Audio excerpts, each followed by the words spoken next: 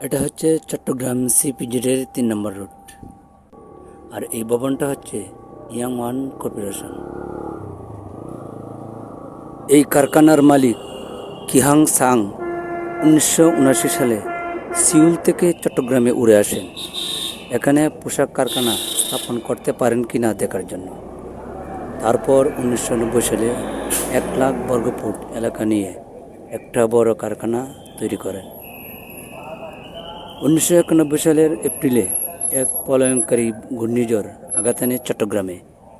উপকূলীয় অঞ্চলকে দুমড়ে মুচড়ে দেয় সেই ঘূর্ণিঝড়। প্রাণ কেড়ে নেয় ১,৩৮,০০০ মানুষের। ঘূর্ণিঝড়ের আঘাতে কারখানার প্রধান দরজা উড়ে যায়, পানি ঢুকে পড়ে ভিতরে, পুরো কারখানা ডুবে যায় কাদামাটিতে। কারখানা পুনরুদ্ধার করতে দীর্ঘদিন লেগে যায়। কিহাং সাং বিশ্বাস করেন কঠোর পরিশ্রমের মাধ্যমে যে কেউ লক্ষ্যে পৌঁছতে পারে।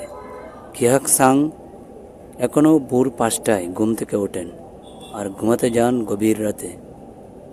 দীর্ঘ কর্মদিবসে তিনি নিজের কারখানায় ঘুরেন, উৎপাদন প্রক্রিয়ার প্রতিটি খুঁটিনাটি খতিয়ে দেখেন।